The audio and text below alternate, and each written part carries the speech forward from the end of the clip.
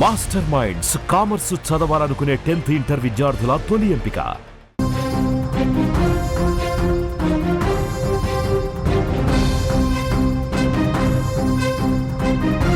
Breaking news చూస్తున్నాం. Israel Iran యుద్ధం కొత్త మలుపు తిరిగింది.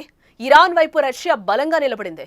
ఇరాన్పై అమెరికా సైనిక చర్యకు దిగితే తీవ్ర పరిణామాలుంటాయని రష్యా అధ్యక్షుడు వ్లాదిమిర్ పుతిన్ వార్నింగ్ ఇచ్చారు. ఇరాన్ ఇజ్రాయెల్ మధ్యవర్తిత్వానికి తాను సిద్ధంగా ఉన్నారని ప్రకటించారు. అయితే పుతిన్ వ్యాఖ్యల్ని కొట్టిపడేశారు అమెరికా అధ్యక్షుడు డొనాల్డ్ ట్రంప్. పుతిన్ ముందు యుక్రెయిన్ సంగతి చూడు, అక్కడ చర్చలు జరుపు, ఆ తర్వాత ఇరాన్ గురించి ఆలోచించు అంటూ కూడా ట్రంప్ వెటకారించడం జరిగింది. అయితే పుతిన్ మాత్రం మీరు సైనిక చర్యకు దిగితే మేము ఇరాన్ వైపు నిలబడాల్సి వస్తుందని కూడా ట్రంప్కు కౌంటర్ ఇచ్చినట్టుగా తెలుస్తోంది. ముఖ్యంగా ఇరాన్లోని బుషెహర్ అణు విద్యుత్ కేంద్రం జోలికి వెళ్లొద్దని, అక్కడ ఎలాంటి దాడులు చేయొద్దని రష్యా ఇజ్రాయెల్ కి సూచించడం జరిగింది. ఇదిలా ఉంటే అమెరికా మరో స్టెప్ తీసుకుంది. పశ్చిమాసియాలోని తమ బేస్లను ఇతర ప్రాంతాలకు తరలి వెళ్లాలని ఆదేశించినట్టుగా రాయిటర్స్ రిపోర్ట్ చేసింది. ఏ క్షణమైనా ఇరాన్ పశ్చిమాసియాలోని అమెరికా బేస్లపైన బాంబులు వేయొచ్చని కూడా తెలుస్తోంది. పరిణామాలన్నీ కూడా చూస్తుంటే ఇరాన్ మూడో ప్రపంచ యుద్ధానికి కారణం అయ్యేలా కనిపిస్తోందని నిపుణులు చెప్తున్నమాట. బుషెహర్ కు రష్యాకు మధ్య న్యూక్లియర్ కోఆపరేషన్ ఉంది. ఇది 1992లో మొదలైంది. మొదటి ప్లాంట్ ను రష్యా 2011లో పూర్తి చేసింది. ఇంకో 2 ప్లాంట్ల నిర్మాణం 2017 నుంచి కొనసాగుతోంది. బుషెహర్ లో రష్యాకు చెందిన న్యూక్లియర్ నిపుణులు 300 మంది వరకు ఉంటారు. ఇజ్రాయెల్, అమెరికా 2 దేశాలు ఇరాన్లోని అణు స్థావరాలను టార్గెట్ చేయడం, నటాంజ్తో పాటు ఫోర్డో న్యూక్లియర్ సెంటర్లపై వరుసగా బాంబులు వేస్తూ ఉండడంతో రష్యా మేలుకుంది. బుషెహర్ పైన ఎలాంటి దాడిని సహించబోమని చెప్తోంది. అయితే రష్యా హెచ్చరికలను అమెరికా పరిగణలోకి తీసుకుంటుందా లేదా అన్నది ఇప్పుడు అతిపెద్ద ప్రశ్నగా మారబోతోంది. ఇక్కడ ఒకవేళ బుషెహర్ పైన బాంబు దాడి జరిగితే రష్యా ఖచ్చితంగా ఇరాన్ వైపు నుంచి యుద్ధంలోకి వచ్చే అవకాశం ఉందనే అంచనాలు కూడా ఉన్నాయి. ఇటు అమెరికా ఫోర్డో న్యూక్లియర్ సెంటర్ ను పేల్చేందుకు అతిపెద్ద బంకర్ బస్టర్ JBU-57 ను ప్రయోగించబోతున్నట్టుగా కూడా తెలుస్తోంది. ఫోర్డో ఇరాన్లోని ఎత్తైన కొండ కింద సొరంగంలో నిర్మించారు. కనీసం భూమి ఉపరితలం లోపల 80 నుంచి 90 మీటర్ల లోతులో ఉంటుందని కూడా తెలుస్తోంది. JBU-57 ను ప్రయోగిస్తే ఖచ్చితంగా ఈ ఫోర్డో న్యూక్లియర్ సెంటర్ ను పేల్చేయొచ్చని తెలుస్తోంది. ఇటు రష్యా అటు అమెరికా ఎంటర్ అయితే మూడో ప్రళయం మొదలైనట్టే అని యుద్ధ నిపుణులు కూడా చెప్తున్న పరిస్థితి కనిపిస్తోంది. ఇక ఇదే అంశానికి సంబంధించిన మరింత సమాచారం మా న్యూస్ ఎడిటర్ తిరుమల అందిస్తారు. తిరుమల్, ఇరాన్ పై దాడి చేయడం అమెరికాకు అంత ఈజీ కాదు, దానికో లెక్క ఉంటుంది అని కూడా తెలుస్తోంది. అమెరికా నేరుగా ఇరాన్ పై దాడి చేస్తుందా? డొనాల్డ్ ట్రంప్ దాడికి నాయకత్వం వహిస్తారా? ఏమంటారు మీరు? దానికి ఒక విషయం చాలా స్పష్టంగా చూడాలి. ఇక్కడ అమెరికా కానీ ఇజ్రాయెల్ కానీ ఇరాన్ని ఎందుకు టార్గెట్ చేసింది? ఫస్ట్ పాయింట్, ఈ టార్గెట్ చుట్టే మొత్తం కథంతా కనిపిస్తుంది. ఇరాన్ని ఎందుకు టార్గెట్ చేశారంటే ఇరాన్ అణ్వాయుధాల్ని తయారు చేయకుండా అడ్డుకోవడం. రెండోది వచ్చేసి అమెరికాతో ఇరాన్ ఖచ్చితంగా అణు ఒప్పందాన్ని కుదుర్చుకోవడం. అప్పటి వరకు ఇరాన్ పైన ముప్పేట దాడి జరుగుతూనే ఉంటుంది. ఇజ్రాయెల్ చాలా స్పష్టంగా చెప్తుంది, ఇరాన్లో ఉన్న అణు స్థావరాలన్నింటినీ ధ్వంసం చేయాల్సిన అవసరం ఉంది. అప్పుడు ధ్వంసం చేస్తేనే పశ్చిమాసియాలో ప్రశాంతతకి కానీ శాంతికి కానీ ఆస్కారం ఉంటుంది. లేకపోతే ఇరాన్ అన్ని దేశాలు, ఈవెన్ ఇండియాతో సహా అన్ని దేశాలకి ఇరాన్ టార్గెట్ చాలా దగ్గరగా ఉంది. ఇరాన్ రీచ్లోనే ఉన్నాయి అన్ని దేశాలు. ముఖ్యంగా ఆగర్భ శత్రువైన ఇజ్రాయెల్ని నాశనం చేయడానికి ఇరాన్ అణుబాంబుల్ని తయారు చేస్తుంది. కాబట్టి మేము ఈ చర్యలు తీసుకున్నాం, అందుకే యుద్ధాన్ని మొదలుపెట్టామని ఇజ్రాయెల్ చాలా స్పష్టంగా చెప్తుంది. కొద్దిసేపటి క్రితమే ఇరాన్ విదేశాంగ మంత్రి అబ్బాస్ ఒక కీలకమైన ప్రకటన చేశారు. ఎట్టి పరిస్థితుల్లోనూ అమెరికాతో మేము అణు ఒప్పందాన్ని కుదుర్చుకోబోము, అమెరికాతో మేము చేతులు కలిపే ప్రసక్తే లేదు, పోరాటం ఎంత దూరమైనా పోరాడుతూనే ఉంటామని ఇరాన్ చాలా గట్టిగా స్పష్టంగా చెప్తుంది. నిన్న నెతన్యాహు చాలా స్పష్టంగా చెప్తున్నారు, ఖమేనీని అంత మొందిస్తే కానీ ఇరాన్తో యుద్ధం ఆగదు అని చెప్తున్నారు. ఈ సిచ్యువేషన్స్ అన్నీ ఇలా ఉంటే అమెరికా తెలివైన అడుగులు వేస్తోంది. డొనాల్డ్ ట్రంప్ సిచ్యువేషన్ రూమ్లో మీటింగ్ తర్వాత అమెరికాకు సంబంధించిన కీలకమైన ఎయిర్ బేస్లు, అంటే ఇరాన్కి దగ్గరగా ఇరాన్ టార్గెట్లో దాదాపు 8 ఎయిర్ బేస్లు ఉంటాయి అమెరికాకి. ఖతార్ కావచ్చు, లేకపోతే ఇజ్రాయెల్ కావచ్చు, లేకపోతే చాలా 8 ఎయిర్ బేస్లు ఉన్నాయి మన దగ్గర. ఈ 8 ఎయిర్ బేస్లని ఖాళీ చేస్తుంది అమెరికా. ఎందుకంటే ఇరాన్ ఈ ఎయిర్ బేస్ల పైన కానీ సైనిక స్థావరాలపైన కానీ ఏ క్షణమైనా దాడి చేసే అవకాశం ఉందని. ఎందుకు ఇరాన్ దాడి చేస్తుందంటే ఇజ్రాయెల్ వెనకాల కానీ ఇజ్రాయెల్తో యుద్ధం కలిసి చేస్తోంది అమెరికా. ఆల్రెడీ అమెరికా ఇజ్రాయెల్తో కలిసి పనిచేస్తుందనే క్లారిటీతో ఉంది ఇరాన్. కాబట్టి ఇరాన్ ఏ క్షణమైనా అమెరికా స్థావరాలపైన దాడి చేయొచ్చు అనే విషయాన్ని చాలా స్పష్టంగా అమెరికా భావిస్తుంది. ఇటు డొనాల్డ్ ట్రంప్ చెప్తున్నాడు 2 వారాల్లో చూడండి ఏం జరుగుతుందో అని. 2 వారాల్లో చూడండి ఏం జరుగుతుంది. ట్రంప్ మాటలు వింటుంటే ఖచ్చితంగా ఇరాన్ని లొంగ తీసుకునే వరకు ఈ యుద్ధం వెళ్ళే అవకాశం కనిపిస్తుంది. మనం అనుకున్నట్టు మొదటి పాయింట్లో ఇరాన్లో ఉన్న అణుస్థావరాలు నటాంజా కావచ్చు, లేకపోతే ఫోర్డో కావచ్చు, మిగతా అణుస్థావరాలు కావచ్చు, ఈ నటాంజా ఫోర్డో అణుస్థావరాలని ధ్వంసం చేసే వరకు ఇజ్రాయెల్ బాంబులు వేస్తూనే ఉంటుంది. ఇప్పటికే ఇజ్రాయెల్ దగ్గర 2 బాంబులు ఉన్నాయి. ఒకటి GBU-28, ఇది ఈ బంకర్ బస్టర్ అంటారు. ఇది దాదాపు 25 ఫీట్ల వరకు భూమి లోపలికి చొచ్చుకెళ్ళి ధ్వంసం చేయగలదు. అమెరికా దగ్గర GBU అప్డేట్ వెర్షన్ ఉంది 57. ఈ 57ని తీసుకొస్తే ఖచ్చితంగా ఫోర్డో అణు కేంద్రాన్ని ధ్వంసం చేయడం ఈజీ అవుతుంది. ఫోర్డోలోనే అణుబాంబుల్ని తయారు చేస్తున్నారు, యురేనియాన్ని శుద్ధి చేస్తున్నారు అనేది అమెరికా చాలా స్పష్టంగా ఆరోపణలు చేస్తుంది. ఫోర్డో ఇరాన్లో ఒక కొండ ప్రాంతం కింద సొరంగం తవ్వి ఆ సొరంగంలో దాదాపు 60 నుంచి 80 నుంచి 90 మీటర్ల లోతులో ఈ ఫోర్డో న్యూక్లియర్ సెంటర్ని ఏర్పాటు చేశారు. ఈ ఫోర్డో న్యూక్లియర్ సెంటర్ అక్కడ ఉంది కాబట్టి దాన్ని ధ్వంసం చేస్తే అమెరికా లక్ష్యం నెరవేరుతుంది. అందుకోసం ఇరాన్ వల్ల అవుతుందా? ఇరాన్ ఒకవేళ ఆ కొండ ప్రాంతం పైన బాంబులు వేయటం అత్యంత కష్టమైన పని అని, ఫోర్డోపై దాడి చేయడం చాలా కష్టమని. నటాంజా పైన కొంత దాడి జరిగింది. నటాంజా కూడా భూమికి దాదాపు 2 నుంచి 3 ఫీట్ల లోతులో ఒక బలమైన సిమెంట్ బేస్ ఏర్పాటు చేసి ఆ బేస్ కింద ఈ పరిశోధనా కేంద్రాన్ని ఏర్పాటు చేశారు. నటాంజా పైన కొంత దాడి జరిగింది కానీ చాలా స్పష్టంగా చెప్తున్నారు ఆ దాడి ప్రభావం న్యూక్లియర్ సెంటర్ పైన ఏమాత్రము లేదు, పెద్దగా నష్టమేమీ కలగలేదని చెప్తున్నారు.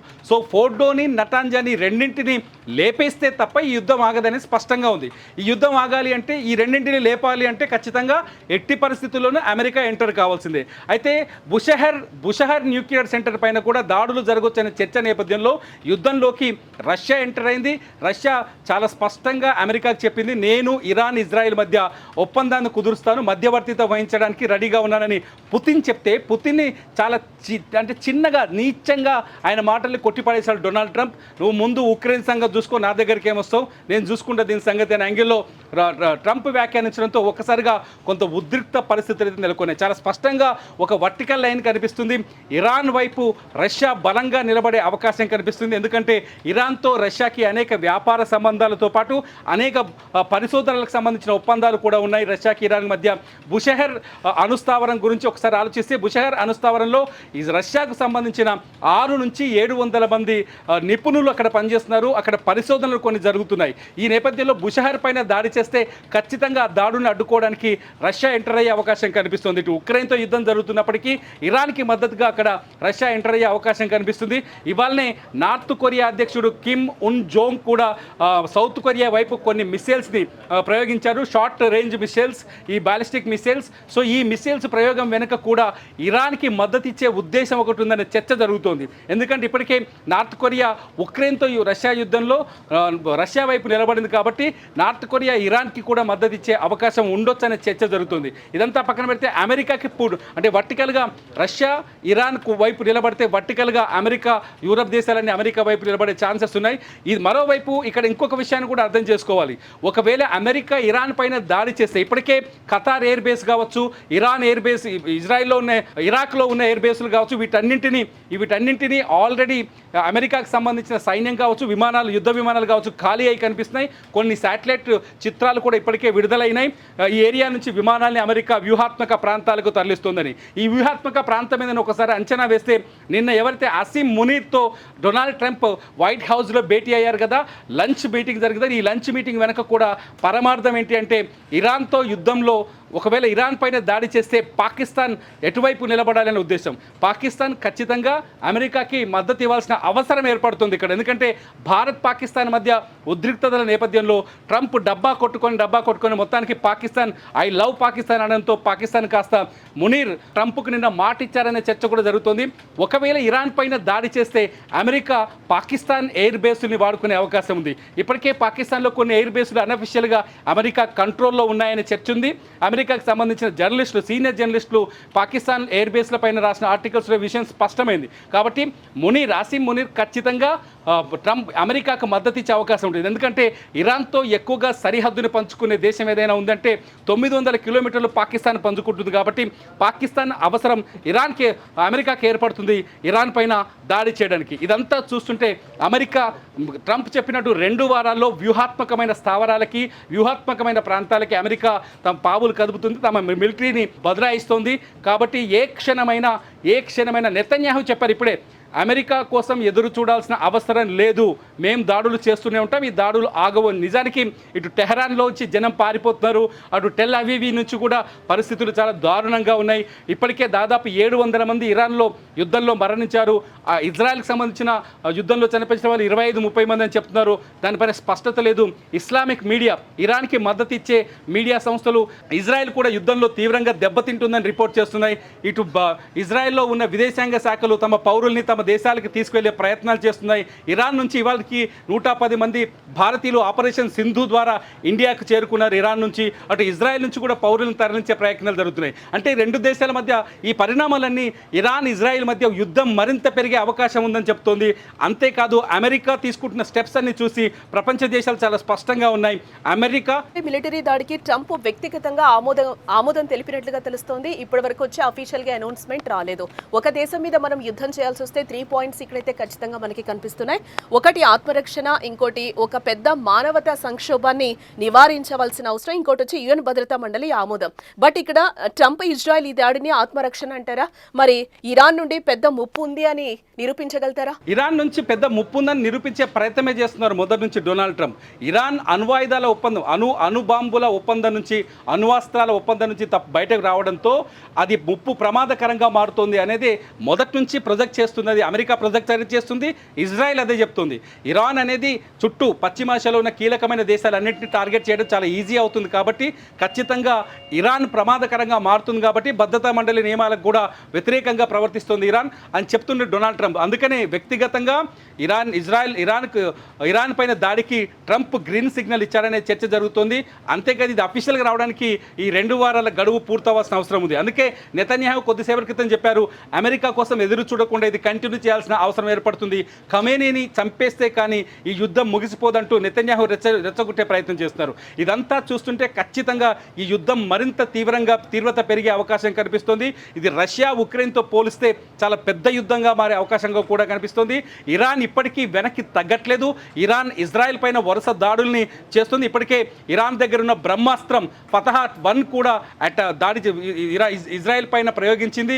ఇజ్రాయెల్ కూడా బలమైన ఆయుధాల్ని, క్షిపణులని ఇరాన్ పైన ప్రయోగిస్తోంది. మొత్తానికి మానవ నష్టం పెరుగుతోంది, ఆస్తుల విధ్వంసం పెరుగుతోంది, 2 దేశాల మధ్య ప్రతీకారాలు పెరుగుతున్నాయి, పోటాపోటీ దాడులతో ఉద్రిక్త పరిస్థితులు ఉన్నాయి.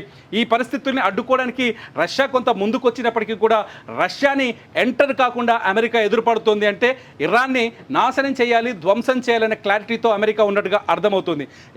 ఒప్పందాల విషయంలో ఎవరు వెనక్కి తగ్గినా ఇరాన్కు జరిగిందే మీకు జరుగుతుందని అమెరికా హెచ్చరించే ప్రయత్నాల్లో భాగంగానే ఇరాన్ అణుస్థావరాలన్నింటినీ టార్గెట్ చేసి ధ్వంసం చేసిన తర్వాత యుద్ధం పైన చర్చల వైపు ఆలోచించే అవకాశాలు కనిపిస్తున్నాయి. అప్పటి వరకు ఖచ్చితంగా ఈ వారంలో, అంటే వచ్చే వారంలో ఖచ్చితంగా అమెరికా యుద్ధంలోకి ఎంటర్ కాబోతుంది. ఒక రకంగా చెప్పాలంటే ఆల్రెడీ అమెరికా యుద్ధంలోకి ఎంటర్ అయింది. అమెరికా చెప్పిన విధంగానే, అమెరికా ఏ విధంగా చెప్తుందో నెతన్యాహు అదే విధంగా యుద్ధంలో ముందుకెళ్తున్నారు. కాబట్టి అమెరికా ప్రత్యక్షంగా యుద్ధంలో పాల్గొనట్లేదు తప్ప పరోక్షంగా యుద్ధంలో ఉందనే చర్చించాలి జానకి ఇక్కడ. రైట్ తిరుమల. ఎస్, మొత్తంగా మనం చూస్తే ఇజ్రాయెల్ ఇరాన్ యుద్ధం కొత్త మలుపు తిరిగిందని మనం ఇక్కడ చెప్పుకోవచ్చు. ఇరాన్ వైపు రష్యా బలంగా నిలబడింది. ఇరాన్ పై అమెరికా సైనిక చర్యకు దిగితే తీవ్ర పరిణామాలు ఉంటాయని కూడా రష్యా అధ్యక్షుడు వ్లాదిమిర్ పుతిన్ గట్టిగానే వార్నింగ్ ఇవ్వడం జరిగింది. ఇరాన్ ఇజ్రాయెల్ తో మధ్యవర్తిత్వానికి తాను సిద్ధంగా ఉన్నానని కూడా ప్రకటించాడు. అయితే పుతిన్ వ్యాఖ్యల్ని కొట్టిపడేశాడు ఇటు అమెరికా అధ్యక్షుడు డొనాల్డ్ ట్రంప్. పుతిన్ ముందు ఉక్రెయిన్ సంగతి చూడు, అక్కడ చర్చలు జరుపు, ఆ తర్వాత ఇరాన్ గురించి ఆలోచించు అంటూ కూడా ట్రంప్ వెటకారంగా మాట్లాడిన సందర్భం ఇక్కడ మనకు కనిపిస్తోంది. అయితే పుతిన్ మాత్రం మీరు సైనిక చర్యకు దిగితే మాత్రం మేము ఇరాన్ వైపు వైపు నిలబడాల్సి వస్తుందని కూడా ట్రంప్ కౌంటర్ ఇచ్చినట్టుగా మనకైతే తెలుస్తుంది. ముఖ్యంగా ఇరాన్లోని బుషెహర్ అణు విద్యుత్ కేంద్రం జోలికి వెళ్లొద్దని, అక్కడ ఎలాంటి దాడులు కూడా చేయొద్దని రష్యా ఇజ్రాయెల్ కి సూచించడం జరిగింది. అక్కడ రష్యాకి సంబంధించిన నిపుణులు కూడా అక్కడ వర్క్ చేస్తున్నారు కాబట్టి దాని మీద దాడి చేస్తే మాత్రం ఊరుకోమని కూడా రష్యా చెప్తున్న పరిస్థితి కనిపిస్తోంది.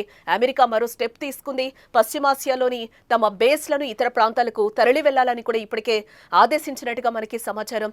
ఏ క్షణమైనా ఇరాన్ పశ్చిమాసియాలోని అమెరికా బేస్లపైన బాంబులు వేయొచ్చని కూడా తెలుస్తోంది. పరిణామాలన్నీ చూస్తుంటే ఇరాన్ మూడో ప్రపంచ యుద్ధానికి కారణం అయ్యేలా కనిపిస్తోందని కూడా నిపుణులు చెప్తున్నారు.